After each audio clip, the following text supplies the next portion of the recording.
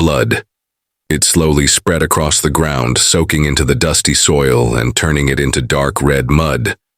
A giant lion, once proud and powerful, now lay pinned down by the cruel metal jaws of a trap.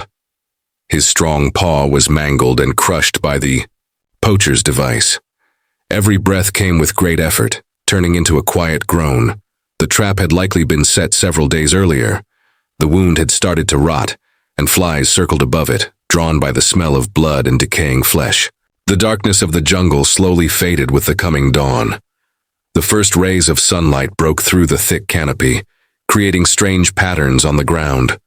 A morning mist hung over the valley, a white veil hiding the secrets of the forest. Something moved in that haze, a massive shape, large, threatening.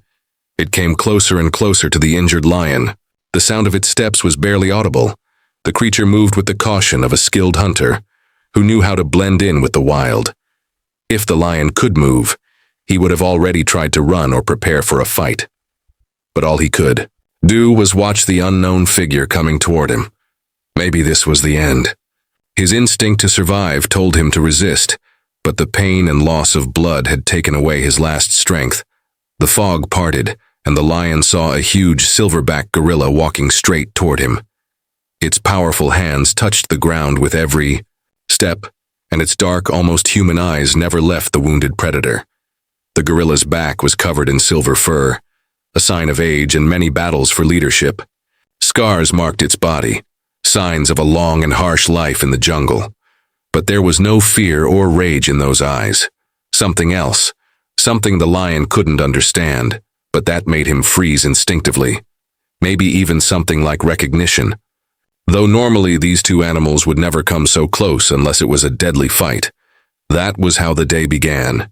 A day that would change everything in this nature reserve and leave scientists in shock at what they were about to witness. The Emerald Valley Reserve in Kenya was one of the last safe places for many endangered wild animals. Here, among lush greenery and tall mountains, an international team of scientists and wildlife protectors worked to preserve the unique ecosystem of the region. Founded nearly 30 years ago with donations from global environmental organizations, the reserve stood against rising threats like poaching, deforestation, and climate change. Jason Crawford, the chief ranger of the reserve, had worked in this field for over 20 years. Tall, tanned, with sun-bleached hair and deep wrinkles. Around his eyes, he knew every corner of the reserve like the back of his hand. He was respected not only by his colleagues, but also by the local villagers, who saw him not just as a scientist, but as someone truly devoted to Africa's wildlife. That morning, Jason was doing his usual patrol. It was part of his daily routine, checking the boundaries of the reserve, looking for signs of poachers and observing the condition of the animals. But something felt off today. The jungle was too quiet. A heavy rain had fallen during the night and the ground was still wet, which made it easier to spot fresh tracks. Water dripped from the leaves at the slightest breeze, making it feel like the rain hadn't stopped. The unnatural silence made him uneasy. The usual morning sounds, monkeys chattering, birds calling, leaves rustling, were gone, replaced by a heavy stillness. This kind of silence often came before danger, a storm or a predator nearby. Jason checked his weapon.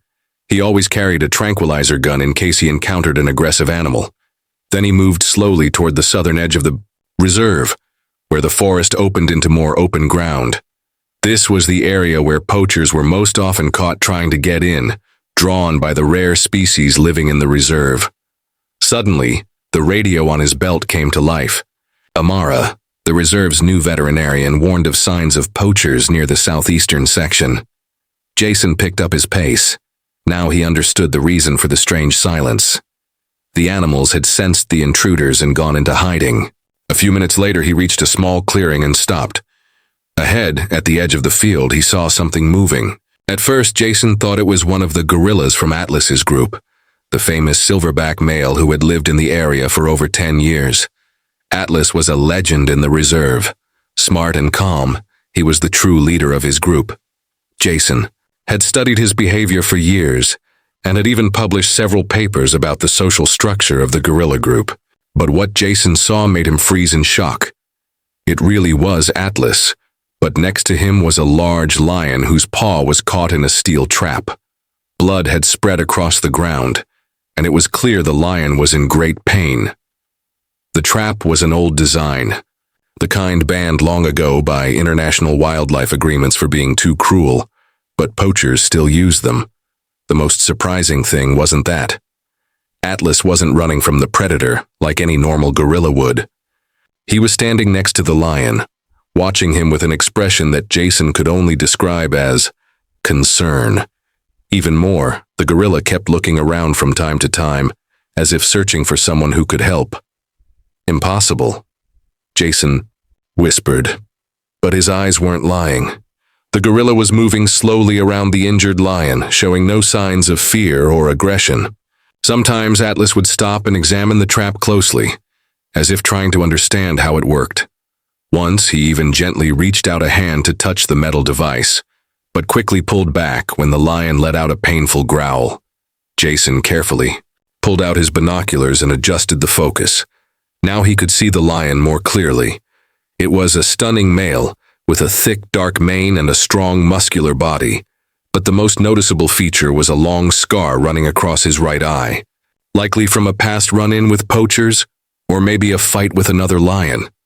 Based on his size and condition, the lion was still relatively young, probably only recently reaching maturity and leaving his pride. Suddenly, Atlas turned and looked straight at Jason.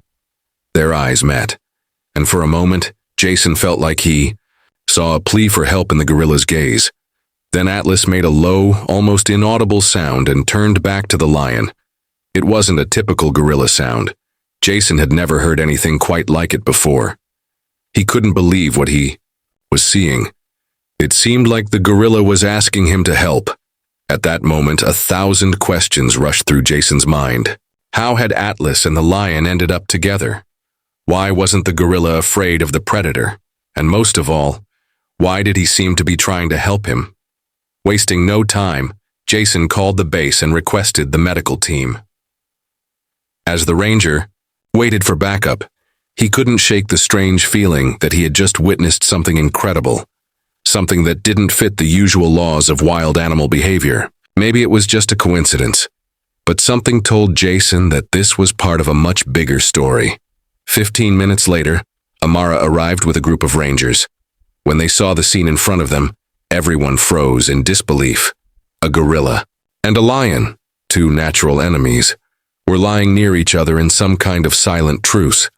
The rangers, many of whom had spent decades in the wild, looked at each other in confusion. Some even rubbed their eyes, thinking they were seeing things. Atlas backed away a little when he saw the people, but didn't leave. He stayed nearby, closely watching everything. His posture wasn't threatening, just cautious, and more surprisingly, full of expectation. The team quickly got to work. Amara injected the lion with a tranquilizer, while the rangers prepared tools to remove the trap. It was a difficult and delicate job. The metal had sunk deep into the flesh, and any wrong move could cause more damage. The wound was already infected, and Amara quietly cursed the poachers who had left such a cruel device behind. All this time, Atlas remained in place, never taking his eyes off the scene. His behavior showed understanding, almost a human awareness of the situation. Each time the lion let out a weak growl of pain, the gorilla made a soft sound, as if trying to calm him. It was so unusual that even the experienced rangers kept glancing up, unable to believe what they were witnessing. Finally, after several long and painful minutes, the trap gave way. The metal jaws opened, freeing the lion's injured paw. Amara immediately cleaned the wound, applied antibiotics, and wrapped it with bandages. The injury was deep. Tendons and possibly even bone were affected. But with proper care, the lion was expected to make a full recovery. The lion needed to be transported to the reserve's medical center for further treatment. The team carefully lifted the immobilized animal onto a special stretcher and began carrying him toward the jeep. Moving such a large predator was a challenging task, requiring full coordination from everyone. And then something happened that left everyone in complete shock. Atlas suddenly stood up, let out a loud sound, and quickly walked toward the team. The Rangers froze, ready to defend themselves, but the gorilla didn't show any aggression. He simply walked next to the stretcher, as if he were escorting the lion. There was no threat in his movements, only purpose and something that could only be called care, if it were a human. "Don't stop him," Jason said quietly.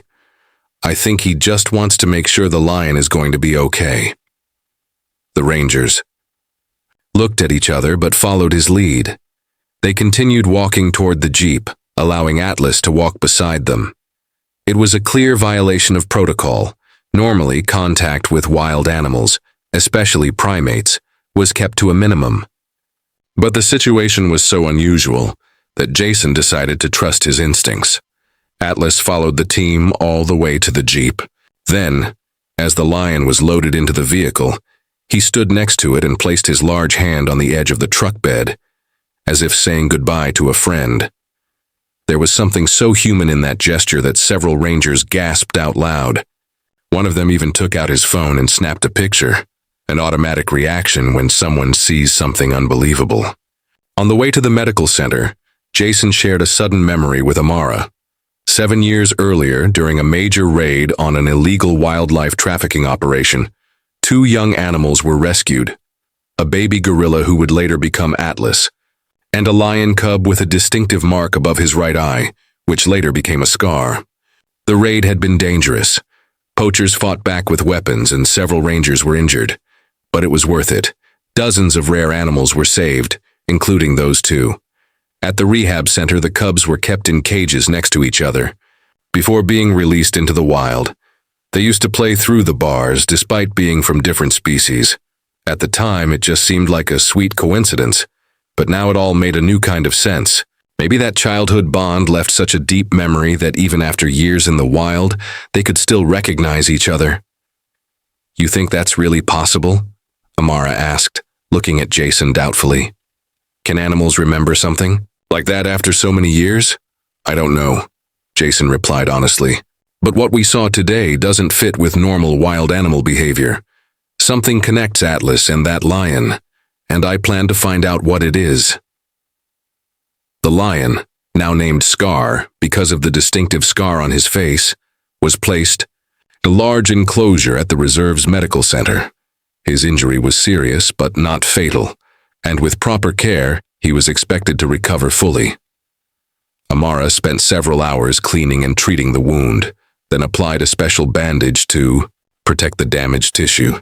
She also took blood and tissue samples. It was important to make sure no serious infection had developed. What amazed everyone was Atlas's behavior. Every morning, the giant silverback would appear near the perimeter fence and sit there for hours, looking toward the medical center. He never tried to get inside, never showed aggression. He just watched, as if waiting for news about his friend. Sometimes he brought fruit and left it by the fence, a gesture that would seem touching if it came from a human. "I've never seen this kind of cross-species empathy," Amara admitted while watching the gorilla through binoculars. "This goes against everything we know about wild animal behavior."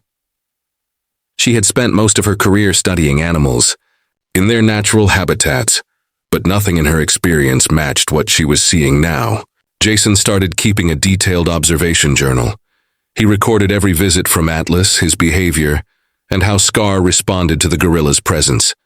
It was a rare chance to study something that went beyond traditional zoology, and Jason wasn't going to miss it.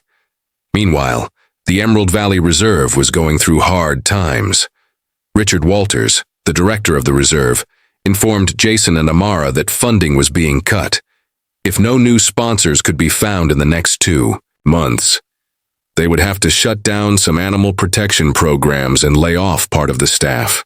"We've already reduced expenses to the minimum," Richard said, running a hand through his graying hair. "But the current budget isn't enough to keep all our programs running. If nothing changes, we'll have to cancel the reintroduction projects and focus only on protecting existing territory." The situation became even more difficult as poachers grew more active. Their tracks were showing up all around the edges of the reserve, and it was clear they knew about Scar. They were possibly planning to capture him. A trophy lion with such a unique look could bring in huge money on the black market. The local UY police had neither the resources nor the will to fight these well-organized poaching gangs, leaving the protection of animals to the small group of rangers at the reserve. Amara suggested trying to get global attention for the unusual friendship between the gorilla and the lion. If the story was told the right way, it might attract new sponsors and help protect the reserve from shutting down. Jason had doubts. He didn't want to turn Scar and Atlas into some kind of circus attraction. But in the end, he agreed, realizing this might be their only chance to save not just the reserve, but many of the animals living there. On the 5th day after Scar's rescue, Jason decided to run an experiment. With Amara's permission, the lion was moved to an outdoor recovery enclosure closer to the edge of the reserve, near the spot where Atlas usually appeared. The enclosure was specially designed for predators recovering from injuries. It was large, had shelter from sun and rain, a water source and a raised platform for observation. The reaction didn't take long. Within an hour of Scar's relocation, the powerful figure of Atlas appeared on a nearby hilltop. The gorilla stood up on his hind legs and sniffed the air. Then he made a series of specific sounds, not aggressive but more like a call. It wasn't normal gorilla vocalization. It was something special, maybe even unique to this moment. Scar, who had been resting under the shelter, lifted his head and listened. Then, with visible effort, he got up and limped toward the side of the enclosure closest to Atlas. His movements were slow and cautious. The wound still hurt, but the need to get closer to the gorilla seemed stronger than the pain. The two animals looked at each other across the distance. The lion let out a low growl, not a threat, more like a greeting. Atlas responded with a deep, muffled sound. There was something almost ritualistic in this exchange, as if they had their own way of saying hello. "They're communicating," Amara whispered in amazement. "This is incredible." She quickly took notes in her notebook. This kind of wild animal behavior deserved close study. In the days that followed, the scene repeated with small variations. Atlas came every morning and spent several hours sitting on the hill across from Scar's enclosure. Sometimes they exchanged sounds. Sometimes they just quietly watched each other. Their interaction looked like the kind of silent understanding between old friends who didn't need words. One morning, Jason found something strange at the edge of Scar's enclosure, a small pile of fresh fruit and leaves that clearly hadn't been left by staff. That could mean only one thing. Atlas had somehow managed to toss food over the fence for his injured friend. Considering the height of the fence, it took not only strength, but the kind of precision only a few primates are capable of. "The gorilla is feeding him," Jason said, showing Amara the discovery. "This isn't just empathy or curiosity. Atlas truly cares about him." Amara nodded, still struggling to believe her own eyes. "We need to document this, every detail. This could completely change what we know about gorilla behavior." With permission from Richard, several cameras were installed to record every interaction between the gorilla and the lion. The footage was astonishing. Two natural enemies, showing not aggression, but care for one another. Each day brought new surprises. Atlas wasn't just bringing food. He seemed to be choosing plants with healing properties, the same kinds used by local tribes to treat wounds. When the first video clips hit the internet, they caused a worldwide sensation. News agencies from around the globe reached out to the reserve asking for interviews. Zoologists and primatologists requested access to the observation data. The story of Scar and Atlas became a viral phenomenon, collecting tens of millions of views and thousands of comments. Gorilla saves lion, an unbelievable wild friendship, cross-species bond that will change how you see animals. Lion and gorilla prove that compassion has no limits. Headlines like these flooded newspapers and websites. Journalists competed to interview Jason and Amara. Some even offered money for exclusive footage of the animals' interaction. With fame came financial support. Donations began arriving from individuals and organizations. Major conservation foundations expressed interest in long-term partnerships with the Emerald Valley Reserve. Even local government officials, who had previously shown little interest in the reserve, suddenly realized that wildlife protection was an important cause worthy of public support. But not everything was going smoothly. The increased attention to the reserve attracted not only well-wishers. Jason started noticing strange things: tracks of unknown vehicles near the perimeter, suspicious people trying to photograph the area using drones. The poachers were clearly getting more active, and Scar was their main target. To them, he wasn't a symbol of interspecies friendship. He was just a valuable prize that could be sold for a high price on the black market. "We need to tighten security," Jason insisted during a meeting with Richard. "The poachers will get more aggressive once they realize how valuable Scar has become because of this story." Richard ordered more patrols and warned the staff to stay alert, but Jason couldn't shake the feeling that the danger was closer than they thought. He started personally checking the perimeter every night, often staying on watch until sunrise. His instincts weren't wrong. Several times, rangers found cut sections of the fence and signs of intrusion, but the trespassers were never caught. Scar's recovery was going better than expected.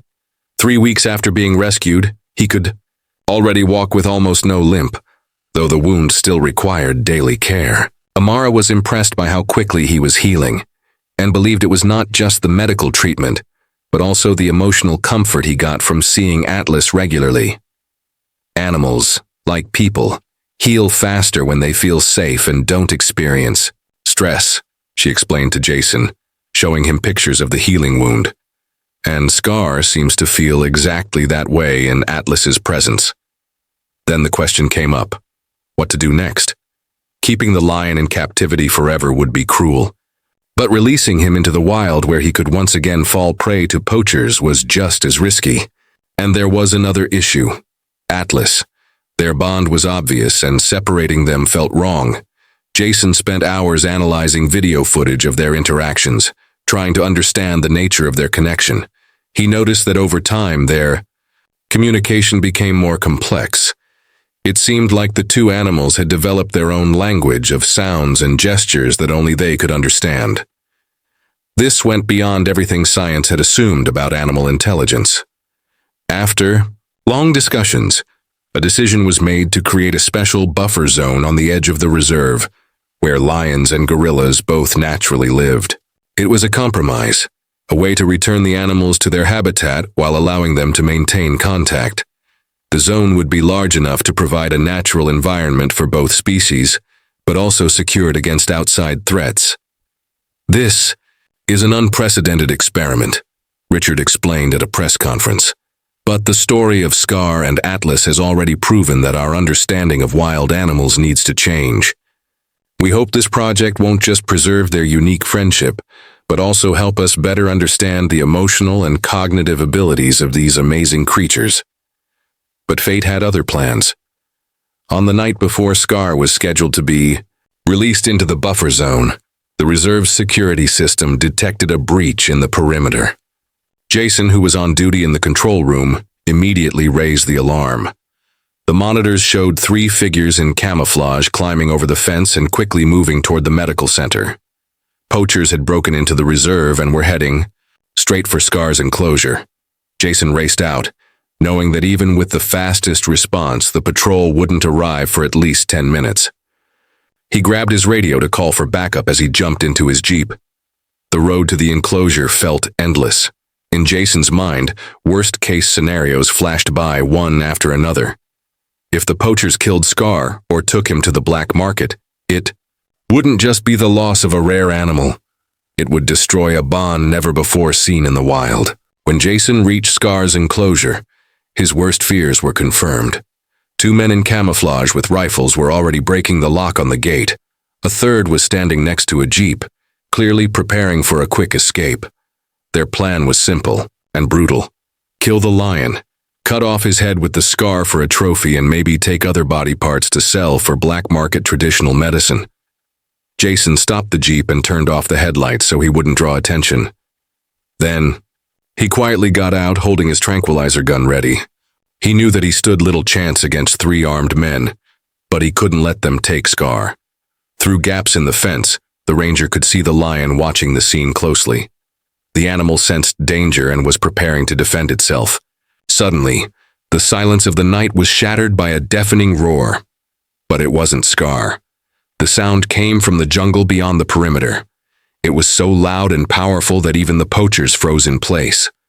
It was the battle cry of a gorilla, a sound that could paralyze even the most experienced hunters. And then something incredible happened.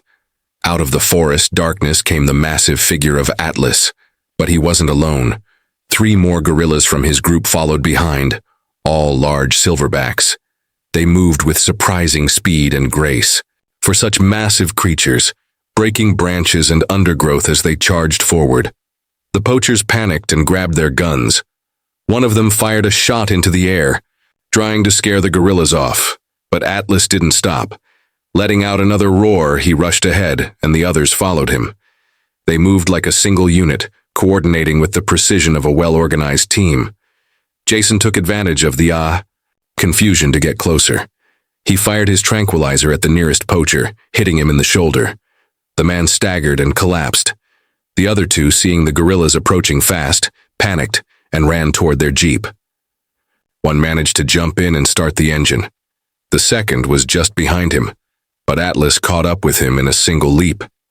The image of the gorilla and the man silhouetted against the night sky looked almost mythological.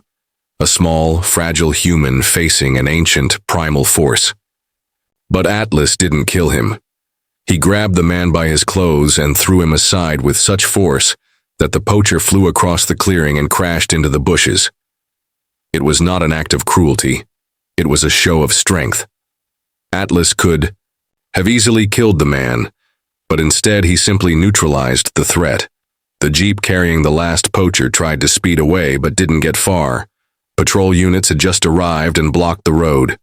In the glare of headlights, it was clear the Rangers had their weapons ready and were surrounding the vehicle, forcing the driver to surrender. Once it was over and the poachers were caught, Jason walked up to Scar's enclosure. The lion stood at the bars watching everything carefully. His eyes were fixed on Atlas, who was now sitting nearby, almost as if guarding the pen. There was a silent exchange between them, a kind of dialogue Jason could only guess at. "He knew," said Amara quietly as she joined him. Somehow, Atlas knew Scar was in danger. She looked shaken, just like everyone else who had witnessed that night's events. During the interrogation, the captured poachers confessed they were hired by a collector from China, who was ready to pay a fortune for the trophy of the now famous lion. But the most shocking revelation was that someone from inside the reserve had leaked the location of Scar and details about the security system. The traitor turned out to be a young ranger who had only recently joined the team. Financial problems and mounting debts had pushed him to make a terrible choice, one that could have had devastating consequences. After the incident, it became clear that Scar was still in danger from poachers, and releasing him into the open buffer zone was too risky. But keeping him locked in an enclosure forever was also cruel. It was a difficult dilemma with no simple answer.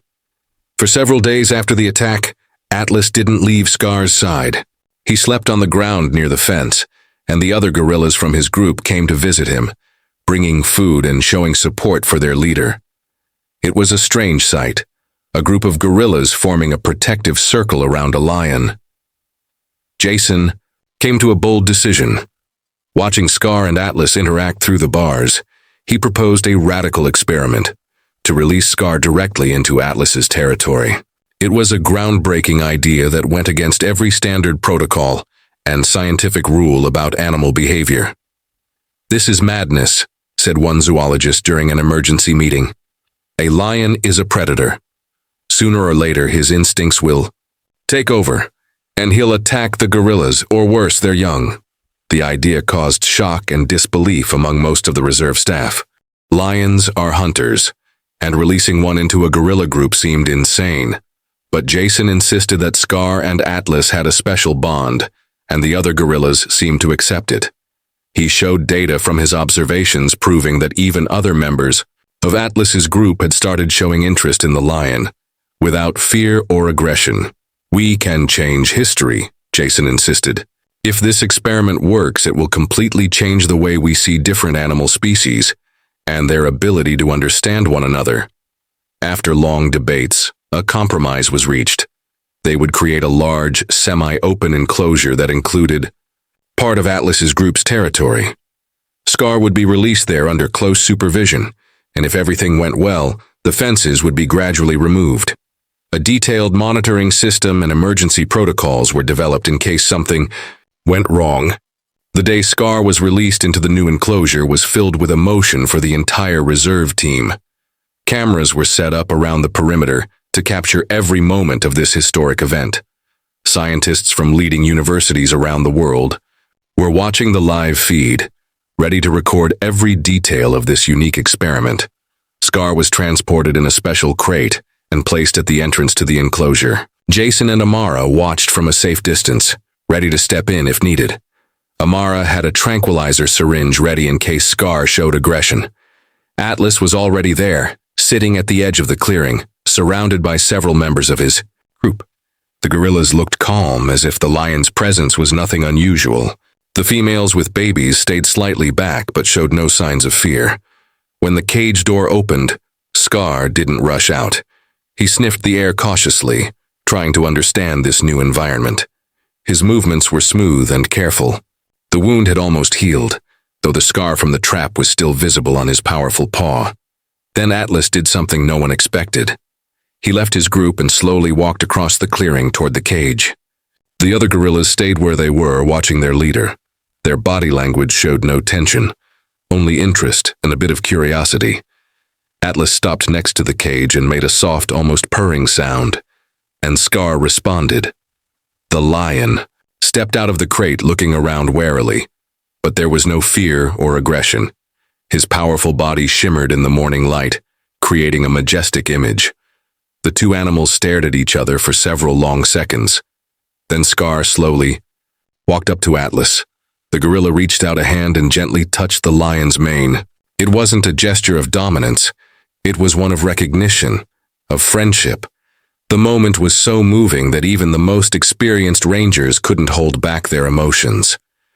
"Incredible," whispered a zoologist from Cambridge, standing next to Jason. "If I hadn't seen it with my own eyes, I never would have believed it." At first, the other gorillas watched with caution, but seeing their leader's calm behavior, they gradually relaxed. Some even came closer, curiously inspecting the newest member of their unusual family. One young female dared to reach out and touch Scar's tail, but quickly jumped back, causing a ripple of laughter among the observers.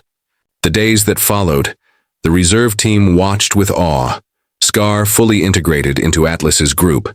He slept beside the gorillas, hunted small animals for food, but never showed aggression toward the gorillas, and spent most of his time near Atlas. Their relationship was so peaceful and natural, it felt as if they had been together their whole lives. Amazingly, the gorilla babies didn't fear the lion at all. They saw him as some kind of living toy. They often climbed onto Scar's back while he lay down, tugged on his mane, and he patiently let them do it. Sometimes he even let them play with the tip of his tail, pretending not to notice. When the videos and photos of this unique coexistence were published, they caused a worldwide sensation, not just among scientists, but also among millions of ordinary people around the globe. TV crews from many countries came to film the story, and leading scientists flew in just to see this natural wonder with their own eyes. Articles in scientific journals, documentaries, books. The story of Scar and Atlas inspired countless projects focused on studying interspecies relationships. The Emerald Valley Reserve became famous worldwide. Donations poured in, and its future was secured for many years to come. But for Jason and Amara, the most important outcome wasn't the financial success. It was the scientific breakthrough.